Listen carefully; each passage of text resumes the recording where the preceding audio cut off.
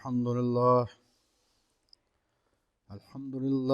नहमदुहु व नस्तईनुहु व नस्तगफिरुहु व नु'मिनु बिही व नतवक्कलु अलैहि व नऊज़ु बिल्लाहि मिन शुरूरि अनफुसिना व मिन सय्यिआति अमालिना मन यहदिहिल्लाहु फला मुज़िल्ल लहु व मन युज़लिलहु फला हादिय लहु व अशहदु अल्ला इलाहा इल्लल्लाहु वहदहु ला शरीका लहु व अशहदु अन्ना मुहम्मदन अब्दुहु व रसूलुहु सल्लल्लाहु अलैहि व आलिहि वसल्लम।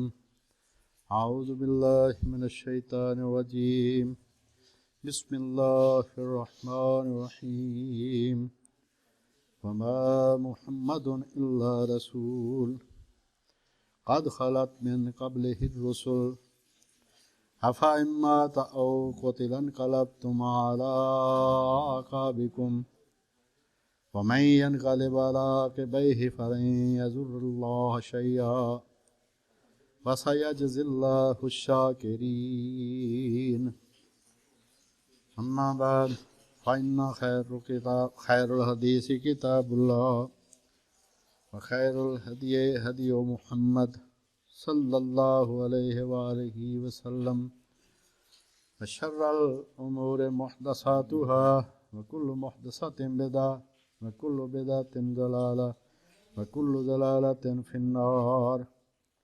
सूरा आल इमरान आयत नंबर है 144। यहाँ से बात शुरू होगी इंशाअल्लाह। आज अल्लाह पाक ने फरमाया कि मोहम्मद सल्लल्लाहु अलैहि वसल्लम सिर्फ अल्लाह के रसूल हैं, यानी खुदाई में उनका कोई हिस्सा नहीं। एक ये कि आम आदमी नहीं है, अल्लाह के रसूल हैं। दूसरा ये कि सिर्फ रसूल हैं, यानी खुदाई में उनका कोई हिस्सा नहीं, क्योंकि खुदा की शान है हय्युल ला यमूत, कि अल्लाह ताला जो है वो ना उसको कभी मौत आएगी, वो हमेशा हमेशा के लिए जिंदा है।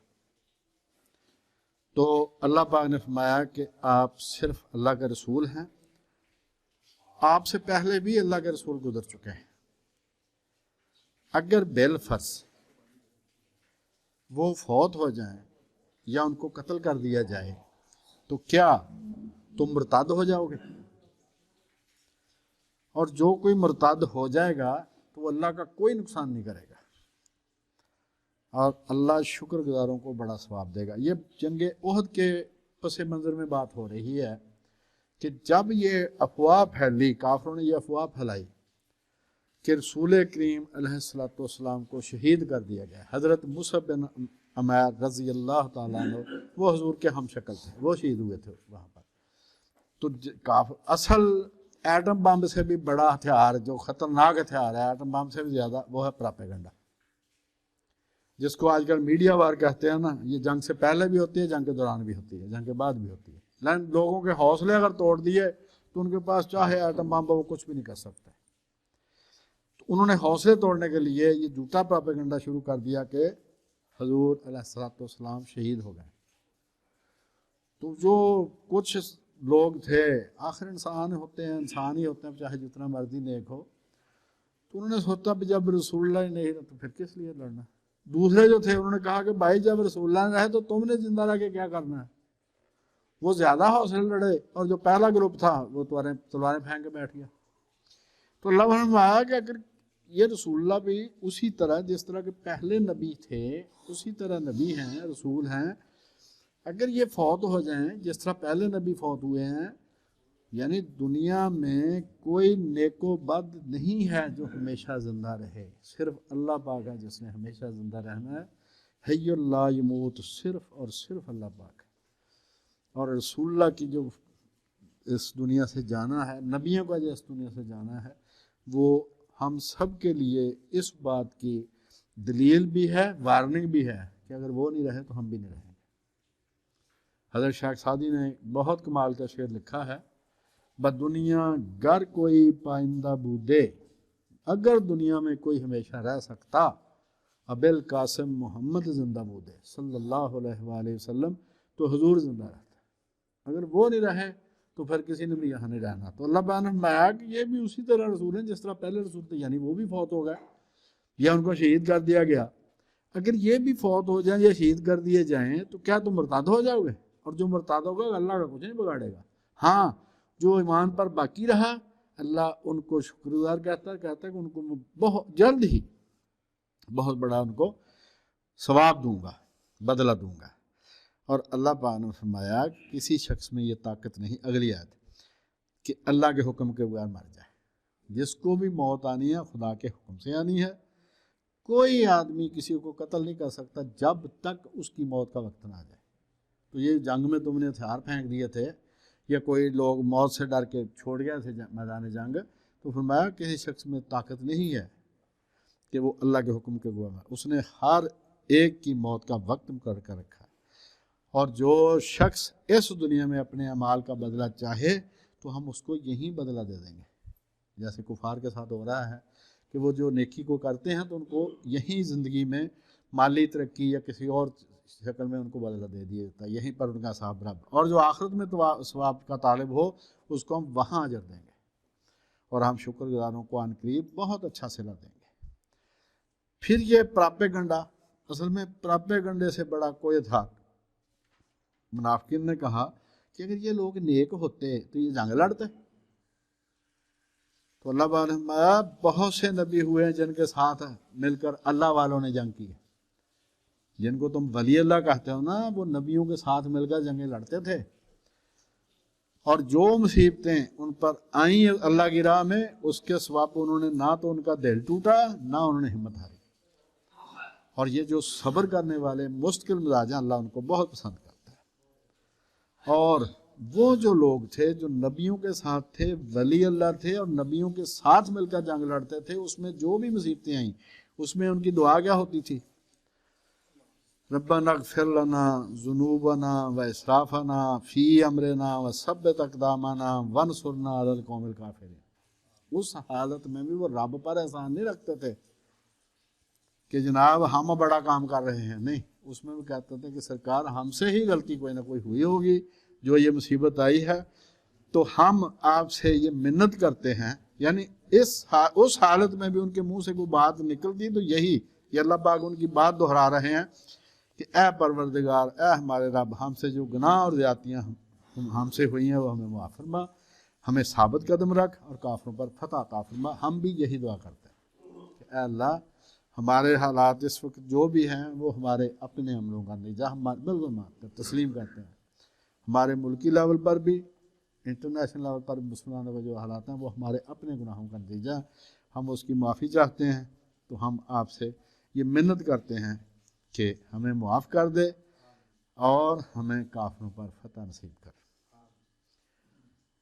तो अल्लाह ताला ने उनको दुनिया में भी बदला दिया और आखिरत में बहुत अच्छा बदला दिया। जो लोग नबियों के साथ होकर वली अल्लाह लोग जंग लड़ते थे, जिहाद करते थे, तो फरमाया कि अल्लाह ताला उनको दुनिया में भी उनको बहुत अच्छा बदला मिला और आखिरत में बहुत अच्छा बदला देगा। और अल्लाह नेककारों को दोस्त रखता है। आगे फरमाया, अगला रुकू शुरू हो गया 149 आयत से कि मोमिनो, अगर तुम काफिरों का कहा मान लोगे तो तुमको मुर्तद कर देंगे। ये है उनकी पूरी ट्राई, हर तरीके से, हर वक्त, हर तरह से वो कोशिश करते हैं कि मुसलमान अपना दीन छोड़ दें और उनको कुछ नहीं। दूसरी जगह फरमाया था कि तुमसे काफिर कभी भी राज़ी नहीं होंगे जब तक तुम उनका दीन ना अख्तियार कर लो। ये कश्मीरी जो हैं या फ़लस्तीनी, आज अगर ईसाई हो जाए ना तो मगरब होने से पहले पहले इनको आज़ादी मिल जाएगी। मशरकी तैमूर ईसाइयों का था सन 2000 में, एक हफ्ता नहीं टोटल लगा, अक़वाम मुत्तहिदा की जान पे मान आई थी, उन्होंने उसको अलहदा करवा के जान, तब उनकी जान में जान आई। जनूबी सूडान जहाँ पर तेल निकलता, वो इतना हिस्सा उन्होंने काट के ईसाइयों को दे दिया। इनकी जान क्यों नहीं छूट रही? इसलिए कि ये मुसलमान है। तो फरमाया कि जितने भी ये दाव खेलते हैं ना काफिर, उनका सब का मकसद सिर्फ ये है कि हमारा कहा मान लो और मुर्ताद हो जाओ। अगर मुर्ताद हो गए तो अल्लाह में बहुत बड़े घाटे में पड़ जाओगे। फरमाया कि ये लोग तुम्हारी मदद नहीं कर सकते। अगर तुम काफिर हो भी जाओ, इनके साथ मिल जाओ, तो तुम्हारा कुछ नहीं संभाल सकते। तुम्हारा मौला सिर्फ अल्लाह है, तुम्हारा मददगार और सिर्फ अल्लाह है। वह खैरुन नासिरीन, वो सबसे बेहतरीन मदद करने वाला है। तो अल्लाह पाक फरमाया ये जो है ना हालात, इनसे घबराना नहीं, हम आन करीब काफिरों के दिलों में तुम्हारा रोब बिठा देंगे, क्योंकि ये अल्लाह के साथ शिरक करते हैं जिसकी किस अल्लाह ने कोई दलील नाज़िल नहीं की। यानी शिरक जो है बिला दलील है, चाहे कोई जो मर्जी बहाने बनाता रहे, उसकी कोई दलील नहीं है। और उनका ठिकाना दोज़ख और जालिमों का बहुत बुरा ठिकाना है। ये दिलों में रोब बिठाना है। जंगे उहद में मुसलमानों को शिकस्त हुई, 70 मुसलमान शहीद हुए, काफिरों के 30 आदमी मारे गए बिला वजह, जिसकी आज तक किसी को समझ नहीं आई। बिला वजह अबू सुफियान ने अपना लश्कर लिया और मक्का की तरफ चल पड़ा बिला वजह। अगर वो 3 मील आगे आ जाता तो मदीने की उसने ईंट से ईंट बजा देनी थी। किसी को आज तक समझ नहीं आई कि वो कैसे वापस। अल्लाह पाक ने क्या फरमाया कि आन करीब हम उनके दिलों में तुम्हारा रोब डाल देंगे। रास्ते में जाकर उसको अकल आई, ये हमने क्या किया। उतनी इसी दौरान में रसूलुल्लाह ने एक आदमी को कहा कि हम तुम्हें फीस देंगे इसकी, तो तुम ज़रा उनके लश्कर साथ मिलकर ना उनको कह देना कि मुसलमान पीछे से हमला करने के लिए आ रहे हैं। अब जनाब उसने जाके ना कहा कि भाई मैं तो उधर ना सुन के आ रहा हूँ। मैंने कहा तुम मेरे दोस्तों में तुम्हें बता दूँ, मुसलमान तो पीछे आ रहे हैं हमला करने के लिए। जो बाकी रह गए थे ना वो भी साथ ही मिल के आ रहे हैं। उनका भागो यार, वो मक्के चले गए। यानी अल्लाह पाक ने रोब उनके दिलों में डाल दिया तो वो वापस चला गया। वरना मक्का की तरफ 420 किलोमीटर मील जाने की बजाय ना, वो जनाब अली 3 मील इधर को हो जाता तो पूरा मदीना फारग था। उसी दिन इस्लाम फारग था। और ये जो जितना भी नाराज़गी अल्लाह पाक ने राहत किया ना उन लोगों पर जिन्होंने जंग में बुज़दिली दिखाई थी या दर्रा छोड़ा था, क्योंकि उस दिन पूरी तहरीक ही ख़त्म हो जाने का ख़तरा पड़ गया था लोगों की गलती की वजह से। तो अल्लाह पाक ने इसलिए बार बार उनका जायज़ा लिया है सारी उनके रवैये का, और उनको बता दिया है कि ये अल्लाह को पसंद नहीं आई बात। अल्लाह पाक ने फरमाया कि मैंने तुमसे वादा किया था ना कि 5000 फरिश्ते, आपने तो 3000 का वादा किया था ना साहबा से कि 3000 की फौज है उनकी, तुम हो 650, तो 3000 अल्लाह फरिश्ते भेजेगा, तुम तो फालतू हो गए उसमें। अल्लाह पाक ने 3000 नहीं मैं 5000 भेजूंगा। तो फरमाया अल्लाह ने तो अपना वादा सब पूरा कर दिया था। जब तुम काफिरों को कत्ल कर रहे थे तो उस वक्त तुम्हें अल्लाह ने दिखा नहीं दिया था कि मैंने अपना वादा पूरा कर दिया। उसके बाद तुमने हिम्मत हार दी और पैगंबर के हुक्म में झगड़ा करने लगे और पैगंबर की नाफरमानी की। यहाँ से क्या पता चला, चाहे कितना मर्तबे का आदमी हो, अगर रसूलुल्लाह की नाफरमानी करेगा तो उसका नुकसान ही होगा, फायदा नहीं होगा कभी। पिछली दफा भी अर्ज की थी कि बड़े से बड़े मर्तबे होने का मतलब ये नहीं कि उससे गलती नहीं हो सकती, और गलती होने का मतलब ये नहीं कि अब वो बुजुर्ग ही नहीं रहा। इसलिए गलती हुई, उसका नतीजा देख लिया, लेकिन उनको अल्लाह ने मुआफ़ भी कर दिया, वो भी रज़ी अल्लाह ताला अन्हु। तो फरमाया कि बाद वो तुम में से दुनिया चाहते हो तो बाद आखिर। अब जो 50 आदमी दर्रे पर आपने मुकर्रर किए थे उनमें 40 छोड़ गया थे, वो क्या थे, कहते ये माल गनीमत इकट्ठा करना है, यानी दुनिया चाहते थे, और बाकी 10 उधर ही शहीद हुए। उनका ने रसूलुल्लाह ने कहा था कि ये दर्रा नहीं छोड़ना। फरमाया बाद तो तुम में से दुनिया चाहते थे, बाद आखिरत चाहते थे। उस वक्त अल्लाह ने तुमको उनके मुकाबले से फेर कर भगा दिया ताकि तुम्हारी आजमाइश करे। बता दिया कि अगर अल्लाह की मदद ना होगी तो तुमको इसी तरह शिकस्त होगी। फिर उसने फरमाया कि उसने तुम्हारा कसूर माफ़ कर दिया। ये बहुत बड़ी गारंटी है सहाबा कराम के लिए। बिल्कुल गलती हुई उनसे, लेकिन अल्लाह ने माफ़ भी कर दिया। यह है आयत नंबर 152 है इसकी आले इमरान में, जिसमें उनको अल्लाह ने माफ़ी की सर्टिफिकेट भी दे दिया। और अल्लाह मोमिनों पर बड़ा फजल करने वाला है। और जंग की सूरत हाल की मंजर कशी करते अल्लाह पाक ने फरमाया कि वो वक्त भी याद करो जब तुम लोग दूर भागे जाते थे और किसी को पीछे फिर कर भी नहीं देखते, और रसूलुल्लाह पीछे से आवाज़ें दे रहे थे मैं यहाँ खड़ा हूँ, आवाज़ें नहीं सुनते थे रसूलुल्लाह की, इतने ज़्यादा घबरा गए। फिर अल्लाह ने तुम्हें गम पर गम पहुँचाया, शिकस्त पर शिकस्त तुम्हें दी, ताकि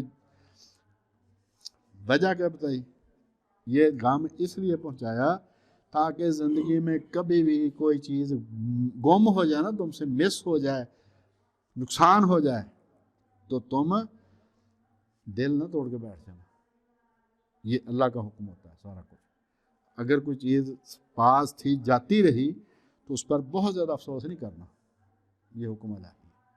दूसरी जगह कुरान मजीद में आता है अगर कुछ चीज़ तुम्हें मिल गई तो उस पर ज़्यादा खुश ना होना, ये तुम्हें मिलनी ही मिलनी थी, और जो नहीं मिली या जाती रही उस पर ज़्यादा अफसोस न करना, उसके पास नहीं रहना था, वो मिलनी ही नहीं थी।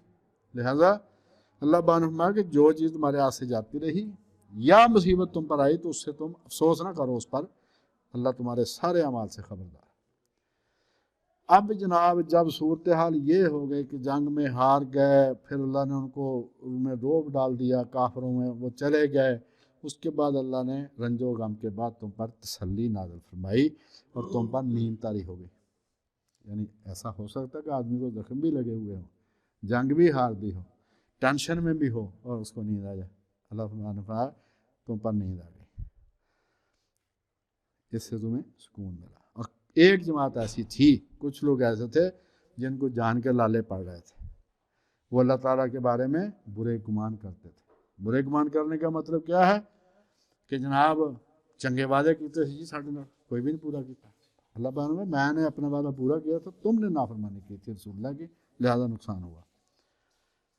और तुम कह दो कि बेशक ये सारी बातें अल्लाह ही के इख्तियार में, जितने मर्जी मेरे बारे में गुमान करो, जो मैंने करना वही करना। अब ये जो सूए ज़न और हुस्ने ज़न है, इसको भी ज़रा समझ लें। अल्लाह ताला के बारे में अच्छा गुमान, अल्लाह ताला के बारे में बुरा गुमान।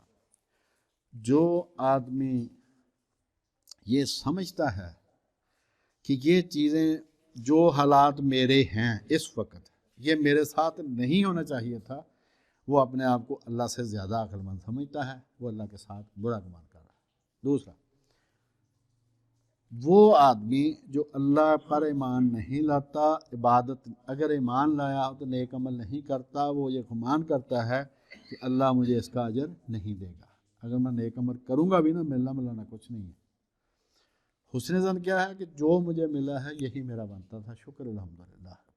एक दूसरा ये कि वो आदमी नेक अमल करके अल्लाह से उम्मीद रखता है कि एक खजूर मैं दूंगा तो अल्लाह ओहद पहाड़ के बराबर मुझे करके वापस करेगा, अल्लाह ऐसा ही करेगा।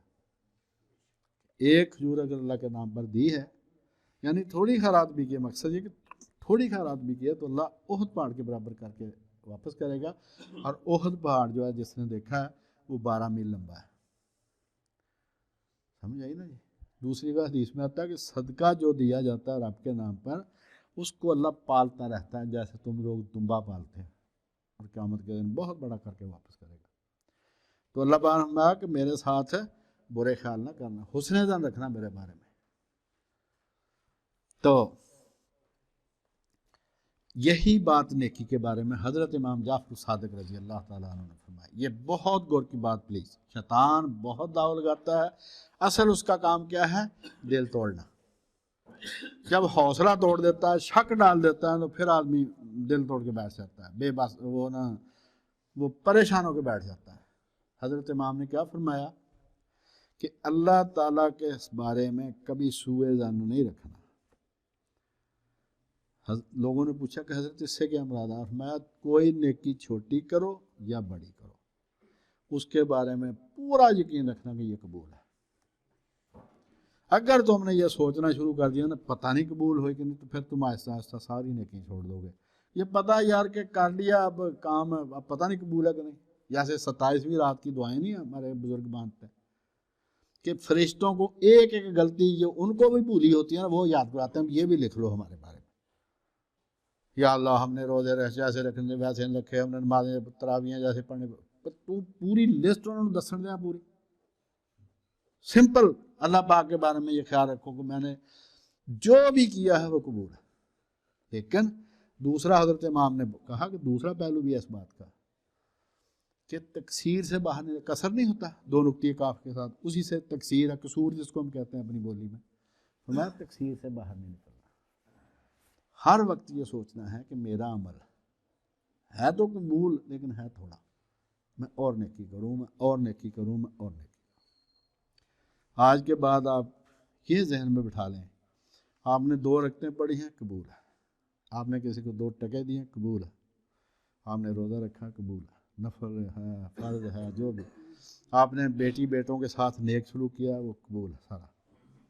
आप अपने घर वालों के लिए, बीवी बच्चों के लिए, जो रसूलुल्लाह ने गारंटी दी है कि आप अपने घर में बीवी बच्चों के लिए जो भी लाते हो, जो कुछ भी खर्च करते हो, वो सारा अल्लाह सदक़े में लिखता है। अगर इस तसल्ली के साथ आप चले तो इंशाअल्लाह शैतान का दाव नहीं लगेगा, इब्लीस आपको कभी मायूस नहीं कर सकता। सिर्फ ये सोचना है कि ये थोड़ी नेकी है, मैं और नेकी करूँ।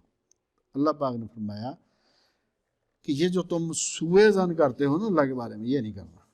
सुएज़न क्या है? उसका एक पहलू कि जनाब नेकी करूँगा, पता नहीं कबूल है कि नहीं।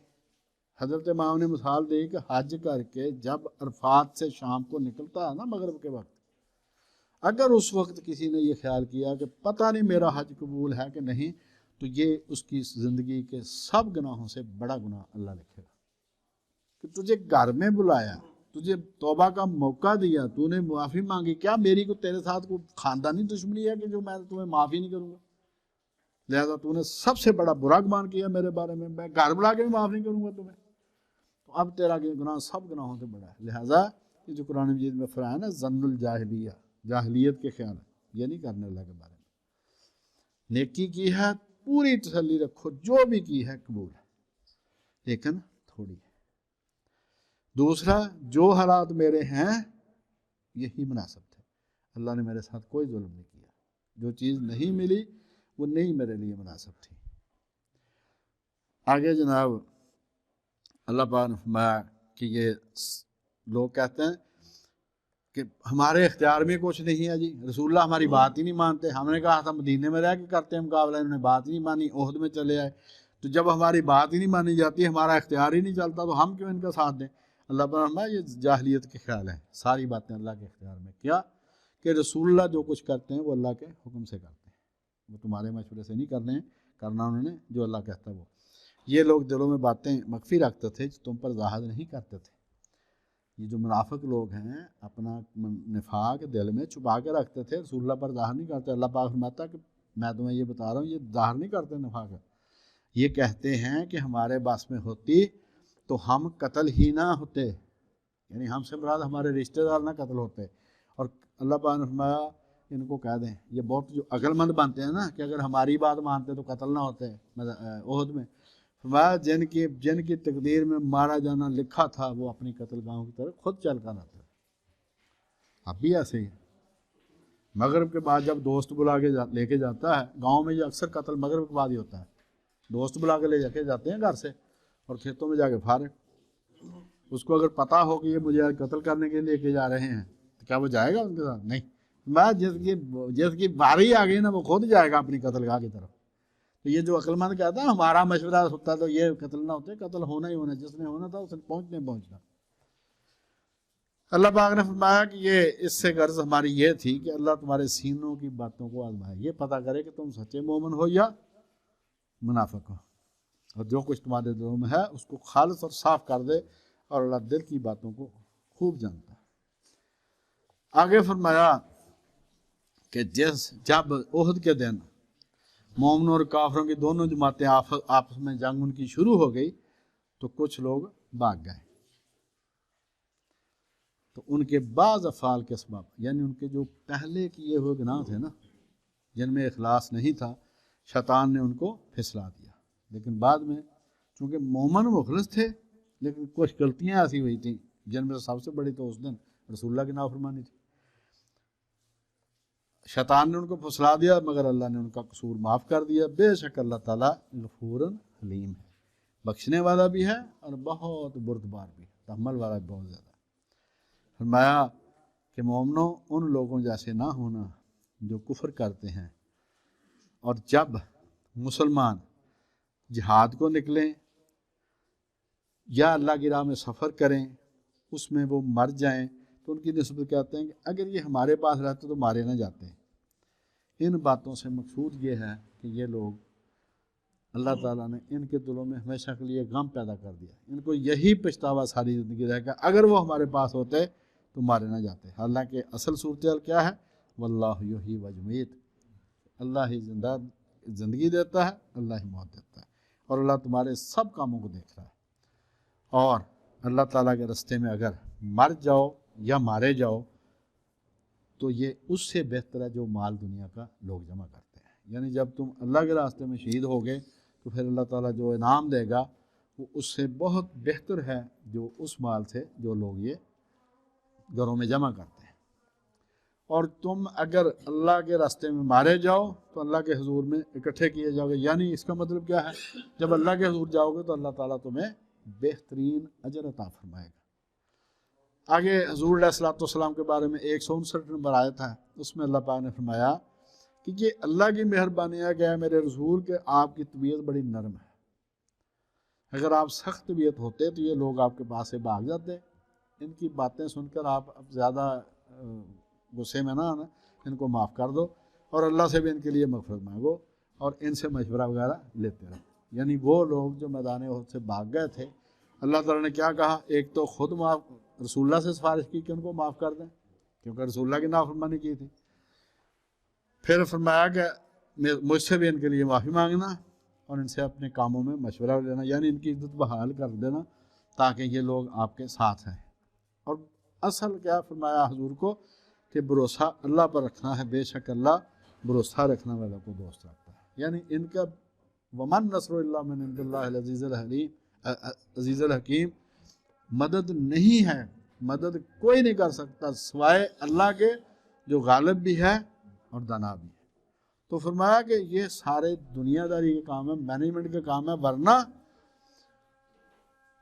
फ़ाइज़ा अज़मता फ़तवक्कल अल्लाह, जब आप किसी काम का पक्का इरादा कर लें तो फिर अल्लाह पर आप भरोसा रखें। इन्नल्लाह युहिब्बुल मुतवक्किलीन, अल्लाह अपने ऊपर भरोसा रखने वालों को बहुत पसंद करता है। और फरमाया अगर अल्लाह तुम्हारा मददगार है तो तुम पर कोई गालिब नहीं आ सकता, अगर वो तुम्हें छोड़ दे तो फिर कौन है जो तुम्हारी मदद कर सकता है। और मोमिनों को चाहिए कि अल्लाह ही पर भरोसा रखें, यानी अल्लाह ही पर तवक्कुल करें। आप जनाब जिनको वो फिक्र पड़ा हुआ था कि माले गनीमत दूसरे न ले जाएं, वो भी माले गनीमत के चक्कर में आ गया, जंग में शिकस्त हो गई उहद में, तो अल्लाह पाक ने फरमाया कि क्या तुम्हारा हक रसूलुल्लाह ने मार देना था।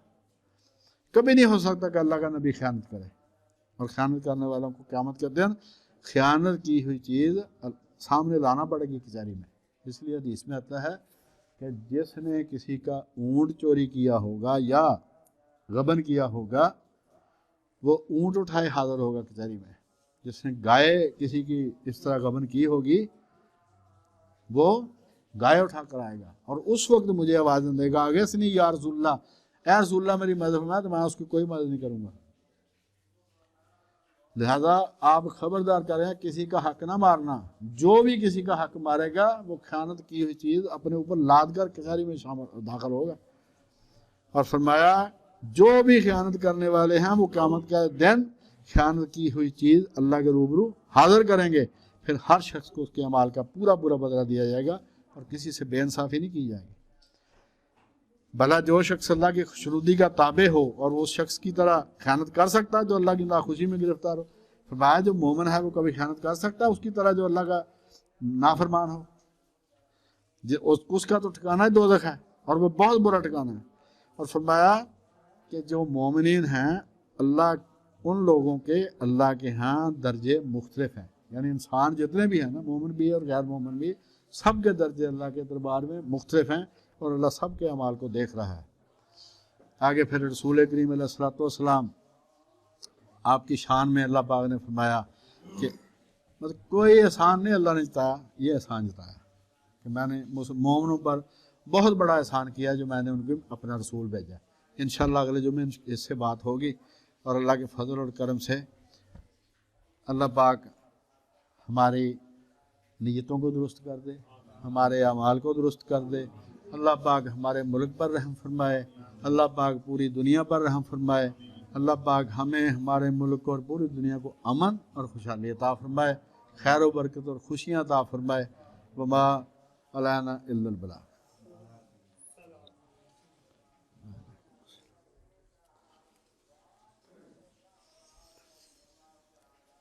अल्हम्दुलिल्लाहि रब्बिल आलमीन अर्रहमानिर रहीम अल्लाहुम्मा सल्लि अला मुहम्मदिन व अला आलि मुहम्मदिन कमा सल्लैता अला इब्राहीम व अला आलि इब्राहीम इन्नका हमीदुम मजीद अल्लाहुम्मा बारिक अला मुहम्मदिन व अला आलि मुहम्मदिन कमा बारकता अला इब्राहीम व अला आलि इब्राहीम इन्नका हमीदुम मजीद।